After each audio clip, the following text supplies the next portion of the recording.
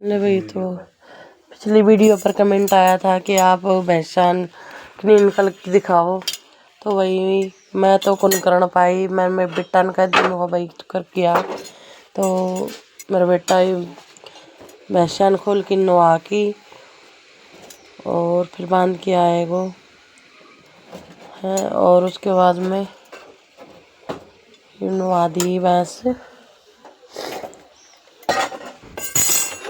फिर भाई इसको भाई सेंटर में भी जाना पड़ा है। मैंने बोली इतना तेरी रोटी बना दूंगी तो इतना भैंस नवाया और नहा के आ जा।